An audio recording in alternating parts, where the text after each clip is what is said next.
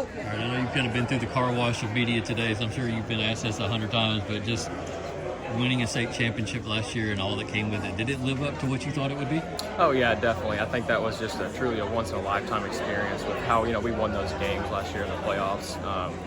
Now that we're onto a new season, that's the goal too. We've been working hard in the weight room, getting stronger and faster to be able to go win some games next year too.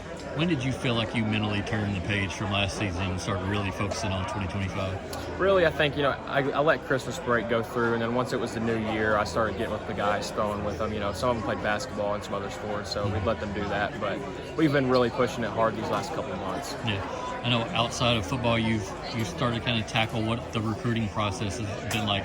What are your early impressions of it, and what have you learned already about it? Yeah, it's definitely something. It's a cool experience getting to talk to a bunch of different schools and hearing what good things about them, and going up there and I've visited a couple schools to get a look at that stuff, first person, just to get a better understanding of what schools have to offer. Is it hard at your age to not get wowed by these places? Because growing up here, we've all known UT, but when you go to a new place, it's like, oh man, this is awesome. Or you go here and like, this is awesome. Is it hard to kind of keep emotions in check sometimes? Yeah, it's cool. It's definitely cool. You go back and look at some of the videos and pictures you took of their facilities, because there's some crazy facilities at some of these schools. Just seeing all that stuff, you're truly grateful to be able to be in that situation. What have been the goals for you so far, off-season wise?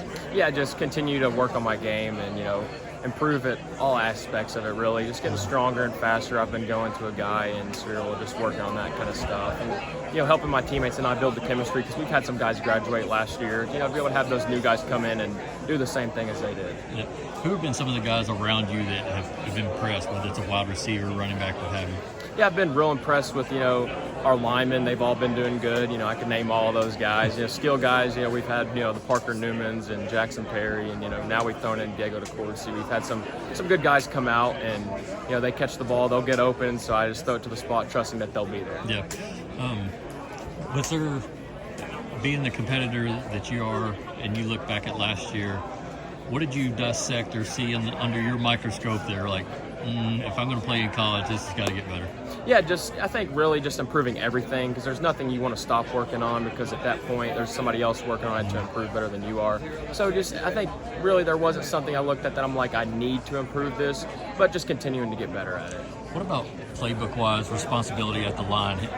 You probably had some last year. Has that grown, or have you noticed it growing? Or Yeah, it has. It's something I've talked about with Coach Penland, our offense coordinator, extending the playbook, learning, hey, if you see this, to flip the O-line block protection, because obviously you're going to know what the receivers are running as the quarterback, because you got to throw them the ball. But just, seeing what the disguises the defenses do, seeing them roll maybe post-snap or anything like that.